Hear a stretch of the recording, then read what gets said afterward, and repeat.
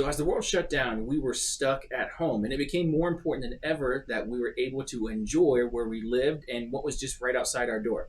So what's up, everyone? It's Ryan Miracle, your favorite Columbus lender, and I'm super excited about today's video. So our guest is going to reveal the top walking and biking suburbs in Columbus that offer a peaceful yet active lifestyle. And who better to guide us through the best suburbs of Columbus than a local real estate agent who knows the ins and outs of these communities. So with that being said, we're going to go ahead and welcome our guest, John Kohlhepp. Hello. Yeah. So Glad John, to be here. Yeah. Why don't you tell us a little bit about yourself? So my name is John. I'm a real estate agent with the Embark Group at Keller Williams Capital Partners. I've been in real estate for about 4 years now. Before that, I did beer sales for a craft brewery called North High Brewing Company. Before that, I did bicycle sales at Roll Bicycle Company. And before that, I was a pastor. You know, when we were talking about what we were going to talk about today, and I can't really tell you how much I was excited for this because a lot of the agents that I talk to, they don't have your area of expertise. So the biking, the outdoor stuff, the hiking, it's something that I know you have a real passion for. I mean, I'm looking at your bottle right here, and that just tells me all I need to know. So that being said, we're just going to cut right to it. So what are the top neighborhoods in Ohio for people who kind of enjoy the outdoor activities like you? So I'll start with my favorite, which is where my wife and I live. So we're in Worthington, and we are about a half a mile off of the Olentangy Trail, which is a nice paved bike trail that goes all the way down through campus and into downtown Columbus. Okay. There's tons of kind of green space, walking trails, and stuff like that in Worthington. So I'm a little bit biased, but I think that's my favorite. That's your backyard. Yeah, it's my backyard. So it was a big part of why we chose to look in Worthington when we were house hunting. Mm-hmm. I would say close second to that is going to be Westerville. Westerville also has a lot of bike trails. The connectivity to downtown isn't quite there like it is in Worthington. Yep. Again, why we chose Worthington over Westerville. But one thing that Westerville has that Worthington doesn't is its proximity to the Allen Creek Park. Which is run by the Columbus Parks and Recreation Department. They have a ton of mountain biking. I mean, there's a whole spot where you can do paddle sports, all sorts of trails that are nice area. Cool area. They also have dog-friendly areas, which most Columbus parks don't allow dogs on the hiking trails, which is, as a dog owner, is frustrating. Yeah, understood. Yeah, I mean, it's one thing that I've noticed is the dog parks in most communities, they're just laughable. Right. So that's good that they have something like that. They even have a dog beach. I forgot about the dog beach. Yeah. Cool. And then, anything along the Scioto Trail, or not the Scioto Trail, the Olentangy Trail is just fantastic. So that runs all the way from downtown up through campus, through Clintonville. So Clintonville's super bikeable, walkable, up through Worthington, even up into Powell. So if you're looking for a spot if you work downtown and commute, if you're along that trail, it makes it super easy and super safe to ride into work. Good. So as far as these different neighborhoods are concerned, it kind of seems like they're a little bit clustered in the same vicinity. So affordability right now is on a lot of people's minds as home prices in Columbus are continuing to escalate. So how do these different areas that you just mentioned, is there a big disparity between prices of one or the other, or is it similar?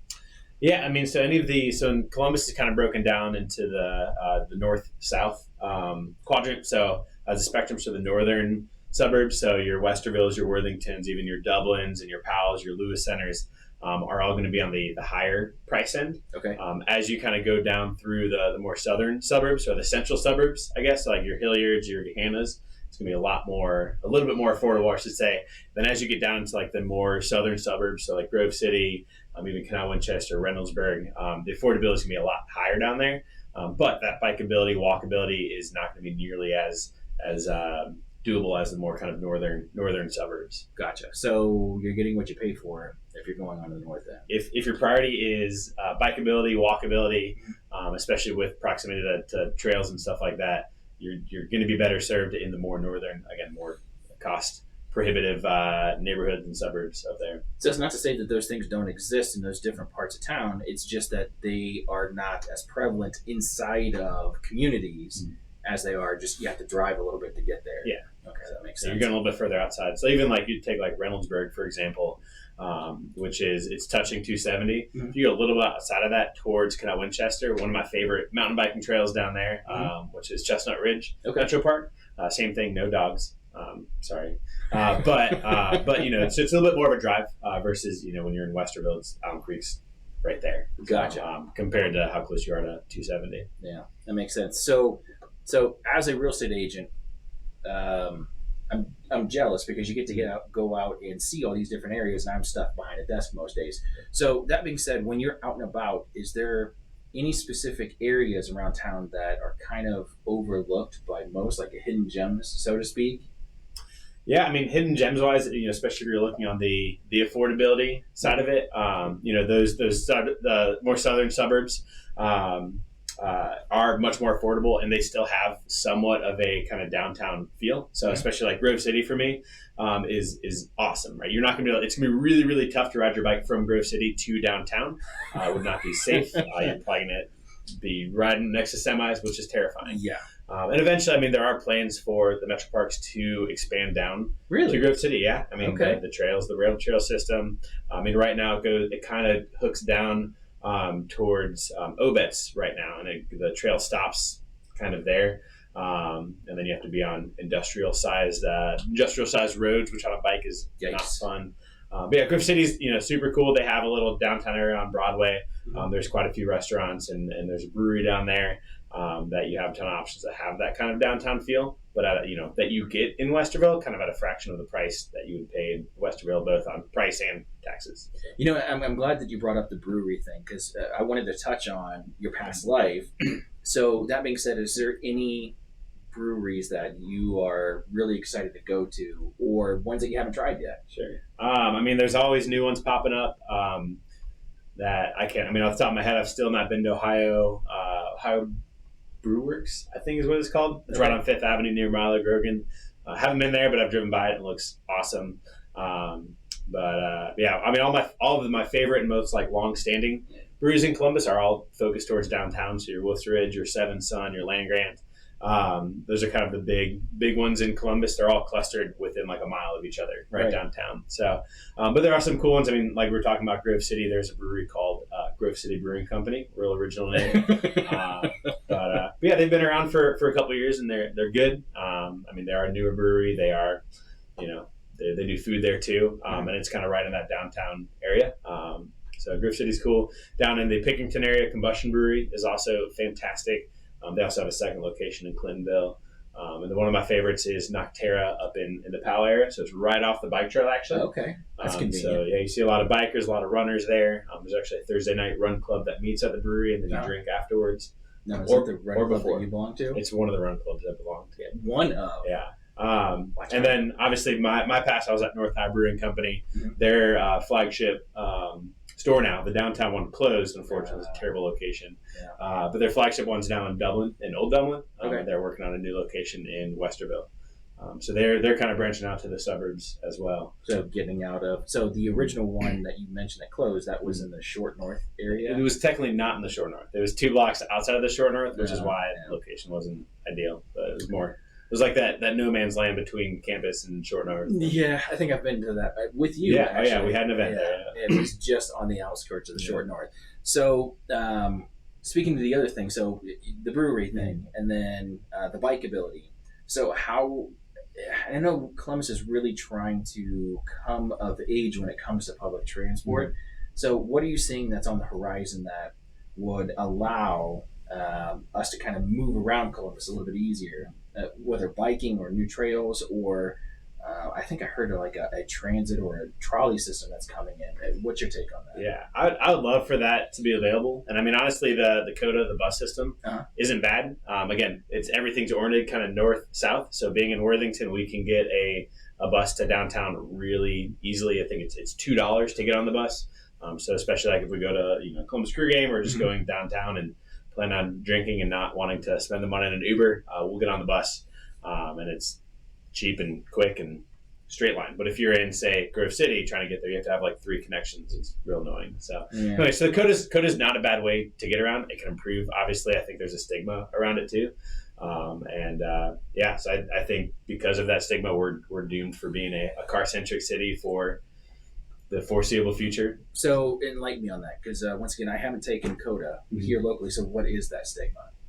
That's exactly. It's a lot of people think that kind of lower income homeless people are on CODA, and Yeah. I mean it is very very affordable. So that stigma might be somewhat based in truth, but it is it's frustrating too, especially if you have one straight line like for us going downtown. Like it takes 20 minutes to get downtown. It would take us 20 minutes to drive downtown. I should say maybe it takes us half an hour to get downtown instead of 20 minutes. But we have our car there. Exactly. Right.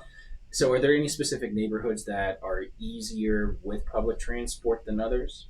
Yeah, everything that's centered north and south. So if you're off of 23, so you're Powell, you're Worthington, Clintonville, it's super easy to get around. If you're going kind of one of the diagonals, so Westerville to Dublin to even Grove City to Pickerington, it's a couple hours just to get to your destination. So and then east to west isn't bad either. So if you're going from if you're going from like Pickerington to downtown, or even like Pickerington to Easton, there's easy bus transport there. But that makes sense. Yeah, I mean, with us, and you're going to hear me talk a lot about this because this is going to really impact the makeup of our city. But with 3 million people expected to be here by 2050, I would think public transport is going to be a flagship project for the city. So I expect a solution at some point. What that solution is going to look like, I think it's kind of too early to tell. Yeah, I mean, you look at obviously we'll never be like New York where there's like the subway systems and everything that's super highly efficient.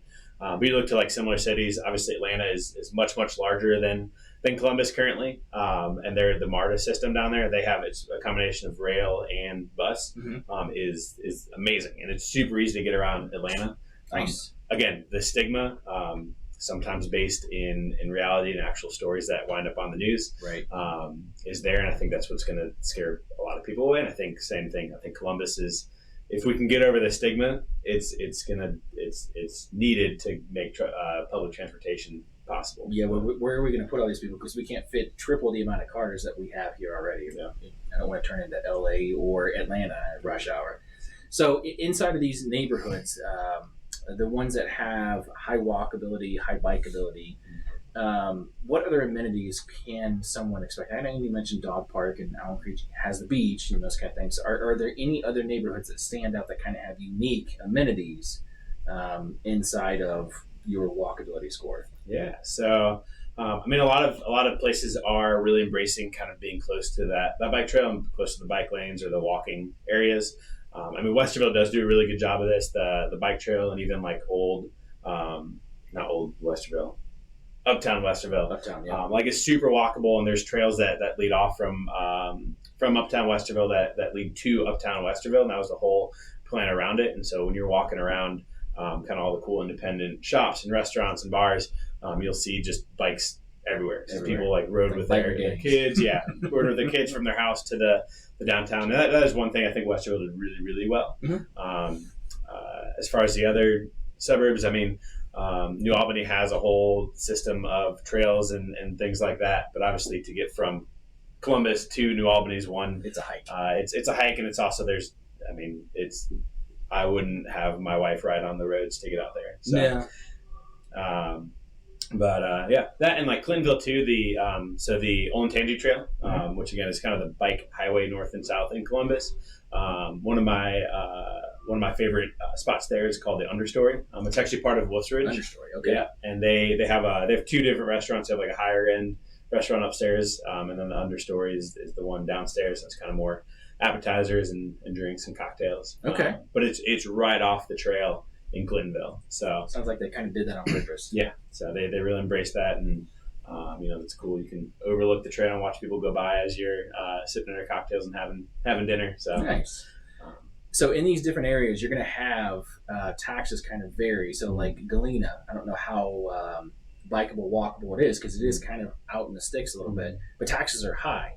So are you seeing that the amenities that are provided, like a good school system, are kind of tied into these walkable, bikeable neighborhoods because of the revenue they're able to generate for the schools? And this is kind of an outlayer of that? Kind of. I mean, obviously, schools are probably one of the bigger tax burden or line items. There we go. in a city. I mean, there's some spots that the taxes may be super high, but the anything outside of schools are not like the park system isn't great. You just get good schools and you drive everywhere.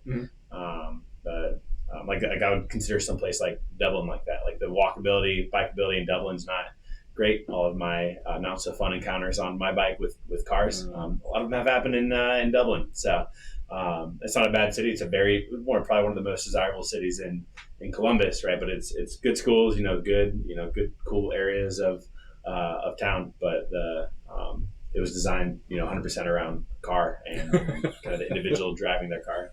So is there any like unicorns out there that have good walkable, bikeable areas? That have decent schools, but the tax rate is affordable. So like if you have an outdoor family that doesn't want to pay out the nose for property taxes, is there kind of like a refuge for someone like that? Yeah. I mean, the most of them are going to be in Columbus schools, which again, Columbus schools are great. But it's such a wide range of schools that the desirability can be different at every school. And every high school, every middle school, and all that. So, but the taxes are a lot lower in Columbus schools. So there's some kind of pockets in there. I mean, again, Clintonville is a great example. Even like the Forest Park in North Linden areas. School district is one thing, but the proximity to how close they are to downtown Columbus and all of the different bike trails and bike lanes is great. Good. But again, they're Columbus schools, and the desirability of that is different than the schools in Dublin. Yeah, so. It has a different, like going back to the public transport, there's a stigma, so to speak. But I mean, it sounds like if you are more focused on what you're looking for, and you kind of have your priority list, and you would help someone, like a home buyer, with that, right? Yeah, and especially if I'm talking to someone that, a lot of times I'll talk to people who don't, like school district isn't super important for them, but they want to have something that is, a cool area. They want something that's walkable or bikeable. And school district is like not important either ever or right now. It's not important for another 5-10 years. Right. Looking at something that has that kind of lower taxes and even lower sticker price on the house, but still has all the other amenities that you're looking for besides the school, can get a really good deal on that, especially first house before they get into needing to be in certain school districts. So. Yeah, and you see that a lot, just getting in just to get in and then just going from there. Yeah, that's good. So is there any projects like neighborhood projects? So like example, Evans Farms. So Evans Farms is trying to become this walkable community within itself. Sure. Outside of Evans Farms, is there any projects that have you excited that are on the horizon? So in Hilliard, I'm going to mispronounce the name, but it's Renner. I think it's Renner Farms, or similar to Evans Farms. But yeah, it's going to be right off of 70. It's going to be a little bit further out in Hilliard, but yeah, same things. A lot of the same kind of developers and builders are working on it. So nice. It's going to be a really similar project. One cool thing I like about that, like Evans Farms, I think the cheapest house in there is like $700,000. It's crazy for what you get in there. If it's even, it might even be higher than that. Yeah. So if you want to buy a house like that, let me know. I'd love to help you. But yeah, so their big MO on that one is going to be affordability. That'd be great. Part of that is too. We were talking previously about zoning in different areas. Yeah. The zoning in Hilliard is much more kind of affordable housing friendly than the zoning in Delaware. The minimum requirements for houses, whether it's size to, it needs to have a basement, needs to have different things, needs to be single family, which is really big on zoning. In Dublin, is really hard to kind of get creative in to make houses affordable. Whereas the one in Hilliard, the zoning's a lot more kind of development friendly, affordability friendly. So they're going to be able to build smaller houses, probably on slabs, which your basement adds so much money to the build. So they're going to build a lot more houses that are going to be a lot lower price point. I think, again, this is I talked to them last I talked to them about their project was about a year ago, and they were shooting to have houses in the high 200s as far as new builds. I mean, and that falls right in line with below our median. Oh yeah, 350. Well, I think it's 365 is our median right now. Yeah, new builds are like 5+ now. Yeah. So that a new house for under 300 is exactly what we need. This conversation that we had, you guys missed out on it, but I was asking you what do you kind of see as far as the the way to fix the lack of housing. So we talked about new builds, and then one of the things that you enlightened me on was the property requirements. Like you go to Dublin, you go to New Albany, the property standards are so much higher than what they really need to be because they're trying to create these really nice neighborhoods. But at the same time, they're not going to be able to pack in as many people. And the number of houses right now is really where we're struggling, not necessarily the niceness of a neighborhood. We've underbuilt houses since 2008. Yeah, something. Yeah, so we've fallen anywhere from 10% short in a good year to 20 to 30% short of the amount of new houses, new inventory, not new houses for sale, but completely new development build houses. We've fallen short since the housing crisis of 2008. So it's been 15 years. Yeah, like right around that time, there was a hurricane somewhere. I think it was Florida or Texas. Not Ohio, though. No, not in Ohio. So since people weren't building or buying houses around 2008, a lot of the contractors just picked up and went down south to help rebuild houses and claim the insurance money. Yeah. It just never came back.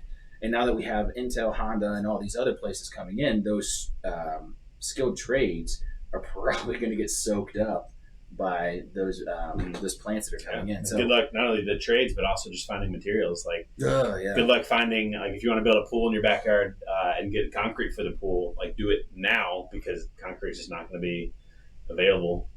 I can't for the next 7 years. So, yeah, those plants are just, the footprint for those places are just going to be massive. So do you have any specific tips for first-time home buyers who are trying to find the at-home walkable, trying to stay right around your footprint, the walkable, bikeable, those kind of things? Do you have any tips for first-time home buyers? Yeah, finding out your priorities. So if being in a school district is a top priority, like, name it and number it, right? So if your top priority is walkability and your second priority is a good school district or a desirable school district, it's going to be a pricey house, right? Whereas if you want to be, if school district isn't important, whatever your priorities are, I would definitely map those out. And then, and even if your top priority is having a certain monthly payment under a certain amount, or having a certain amount of cash out of pocket under a certain amount, map that out where it is in your priority list. And then adjust your search based on those priorities. So, for example, if you really, really, really want to stay under, say, $2,000 for a monthly payment, that's probably going to put you in a mid $200,000 house, right? If you're looking in Dublin, and again, that's right now with today's interest rates, it can change anytime. But if you're looking in Dublin for under $250,000, it's just not going to happen. We actually did a search. The last 4-bedroom house to sell in Dublin under $250,000 was. When do you think it was? What year? It was sooner than I thought. Really? Yeah. Or more recent than I thought. I was going to say 12, but... 2019. 19? Okay. There was one house, 4-bedroom house in Dublin that sold for under $250,000. What if it was like, not a short sale, but like an estate sale or something? Yeah, it was probably, it was in rough shape, right? Yeah. So, but, if you wanted to stay under that and school district wasn't important to you, but having under $200,000 or $2,000 in your monthly payment was, probably nix the school district, look somewhere that has lower price points and lower taxes, again, like Columbus, right? And focus on that area and being okay with losing a priority that wasn't high up on your list, but sticking to the priority of your payment being what it is. I think is knowing your priorities and having them in order is the biggest thing to do before starting to shop. Yeah, I think that's sound advice, because I think what a lot of first-time home buyers come into is they saw that their parents were able to get into a house and they want to enjoy a lot the amenities that they grew up with. So making sure that you're coming in with proper expectations, I think, is really big. Are you seeing that first-time home buyers are coming in with better expectations of what they had before, or is it the same, or is it they expect more and are wanting to pay less? I think what we're seeing a lot of now is especially first-time buyers. Everyone that is, not everyone, most of my first-time buyers who are coming in right now, they know how bonkers the market is, right? And they've probably delayed their search for a few years because of how competitive it was the last 3 years. Unfortunately, we are still in that competitive market. I would love to get out of it, but it's where we are, and it's where I think we're going to be for the foreseeable future. And just talking about 15 years of underbuilding houses in Columbus, it's going to be like this for a while. Is my concern and my professional opinion. So, yeah, a lot of people coming in, they know how competitive it is. A lot of them, I think, are thinking that they are what they are going to get is actually worse. Like their expectations are lower than what it is in reality. Okay. Just because what they're seeing in the news is how competitive everything is. The home sales are down, not volume, or the amount of sales, not the price of sales. And they're seeing that interest rates are up. And so I think their expectations just are through the floor. So it's been cool to have people come in, walk through what it looks like, walk through, unfortunately, what the crazy offers you need to make to get a house. Right. But usually that the number and the type of house they're going to get usually increases from what their expectations are. That's good. What pleasantly surprised is always a good thing. So, good. So we touched on when we first opened the pandemic kind of shifting how all of us lived our lives and our expectations kind of changed it all. So are you finding that more people are gravitating towards being more hyper local versus trying to drive 30 minutes to go to dinner, or are you seeing that people are willing to venture out more? I think there's largely two types of people, two types of buyers that we're seeing right now. A lot of people are fine. I mean, I would say that people like me that are like bikeable and walkable neighborhoods are a high priority. I would say we're a rarer breed. The people that are fine driving, 20, 30 minutes. I can't tell you how many buyers I have right now that are, they just want to be within 45 minutes to an hour of Columbus, right? So that puts you in a lot of different areas of town. So for example, I bought my car in August of 21. Okay. So a year and a half ago, a year and 8 months, right? Yeah. I have 85,000 miles on my car right now, and just from driving around to all the different areas of town, which is wild. So now, is that just because you are an agent and you kind of live out of your car, and is that kind of the expectation that just the average Joe should expect? Is we just going to have to drive a little bit to get places now? Yeah, I mean, I think for people that are looking for specific school districts, I think that's a big one. So they don't, they say, I have, these are the 8 school districts that I'm okay with, right? And they're all like they're speckled around Columbus, and none of them are in Columbus, right? Yeah, and they're just looking for a house that meets a lot of the requirements, and it can be in any one of those different school districts. The bikeability, the walkability, the what specific amenities or what specific school districts are. Yeah. Again, I would say a rarer breed than maybe it was in markets past, but. Yeah. And then you have some people that are like, I just want to, I do want to be in this specific location. And my timeline allows me to take months or even years before we find looking for the right house spot. Yeah. Finally get our offer accepted. So, yeah. Well, I mean, once again, working with an agent who can understand your needs and your situation, and then at the same time, not have commission breath and be patient to help you get what you need. I'm finding is becoming more and more relevant the deeper we go into the market. You said that it's not going to go away or change dramatically anytime soon. Would love for it to, but we'll see. I mean, I think with Columbus being such a unique place, we are going to continue to be a magnet to attract people from all across the country. But at the same time, I don't think our real estate, I wouldn't call this a crisis. I'd say this is just the new normal. Yeah. But like places like Akron, Mansfield, once again, I'm from Mansfield, so I could say this, but people are leaving those places to come to places like Columbus. So I think the future is really bright for Columbus, but I think the competitiveness of our market is not going to change, like you said, for the foreseeable future. So if someone is looking to try to connect with you or someone on your team, what's the best way for someone who's watched this video to be able to try to connect with you offline? Yeah, so texting or calling us is going to be the best way. We have a team number, but I'm happy to give out my personal cell phone. Okay. Here. So we'll just drop it on the replay. We'll just drop that below. Yeah. And I also encourage you to connect with us on Instagram. We do a lot to kind of highlight our community and what's cool around town. So feel free to follow us. It's just at EmbarkColumbus.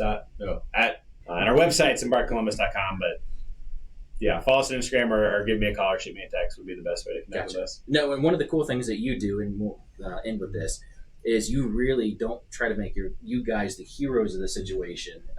If you go to their Instagram, specifically the team page, you can see story after story after story of their clients just gushing with how happy they are. Not happy with Embark, you guys do a great job, but how happy they are with the transformation that they've made personally to accomplish the goal that they set out to do. And you guys are wonderful in helping them meet those ends.